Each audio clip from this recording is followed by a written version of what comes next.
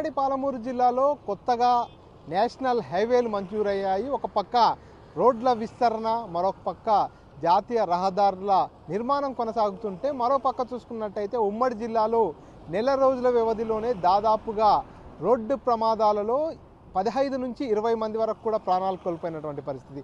మొన్న చూసుకున్నట్టయితే మహబూబ్నగర్ జిల్లా బాలానగర్ మండలంలో ఉన్నటువంటి జాతీయ రహదారిపై ఆటోను టిప్పర్ ఢీకొన్న ఘటనలో 6 మంది అక్కడికక్కడే మృతి చెందినటువంటి పరిస్థితి. ఆ తర్వాత చూసుకున్నట్టయితే అంతకంటే ముందు నారాయణపేట జిల్లాలో కూడా రోడ్డు ప్రమాదం జరిగి అక్కడ కూడా ఒకే ప్రమాదంలో 5 మంది కూడా దుర్మరణం చెందినటువంటి పరిస్థితి. తాజాగా చూసుకున్నట్టయితే గద్వాల జిల్లాలో కూడా వోల్వో బస్సు ప్రమాదంలో కూడా ఓ మహిళ సజీవ దహనమైనటువంటి ఘటన చూసాం.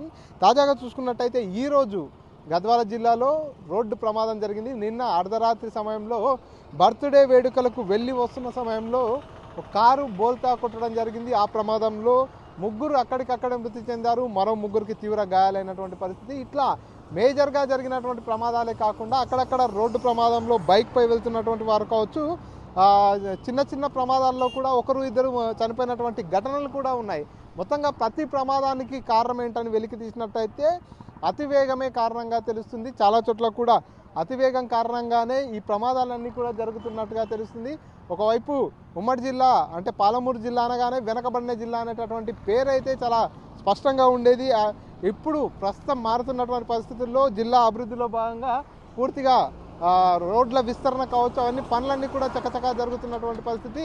ఈ రోడ్ల విస్తరణ కారణంగా ఇంకొంత డెవలప్మెంట్ జరిగే అవకాశం ఉంటుందంటూ కూడా కొంత అంచనాలు వేసుకుంటున్నప్పటికీ జాతీయ రహదారులు రోడ్ల విస్తరణ జరగడంతో రోడ్ అంతా కూడా ఎక్కడ గుంతలు లేకుండా క్లియర్గా ఉంటున్న నేపథ్యంలో వాహనాల వేగం కూడా పెరిగిపోతున్నటువంటి పరిస్థితి. జాతీయ రహదారులు కావచ్చు, అంతర్రాష్ట్ర రహదారులపై కూడా వాహనాల వేగం పెరుగుతున్న నేపథ్యంలోనే పూర్తిగా ప్రమాదాలు జరుగుతున్నటువంటి పరిస్థితి. దీనికి సంబంధించి అధికారులంతా కూడా ఎప్పటికప్పుడు ప్రమాదం జరిగిన వెంబడే ఘటనా స్థలానికి చేరుకుంటున్నారు. ప్రమాదానికి అతివేగమే కారణం, డ్రైవర్ నిర్లక్ష్యమే కారణం అంటూ కూడా స్టేట్మెంట్లు కూడా ఇస్తున్నారు. కానీ ఆ అతివేగాన్ని నివారించేందుకు ఎటువంటి చర్యలు చేపడుతున్నారంటూ కూడా అధికారులను సంప్రదించినట్టయితే పూర్తిగా మేము ఈ ప్రమాదాలు జరగకుండా ఉండేందుకు ఎక్కడైతే ఎక్కువగా ప్రమాదాలు జరుగుతాయో, ఎక్కడైతే టర్నింగ్స్ ఉంటాయో అక్కడ మేము అలర్ట్ బోర్డ్స్ పెడుతున్నాము. అంతేకాకుండా హై స్పీడ్తో వెళ్ళేటటువంటి వాహనాలకు చలాన్లు వేస్తున్నాము, ఫైన్లు విధిస్తున్నాము. వాహనాలు స్పీడ్గా వెళ్లకుండా ఉండేందుకు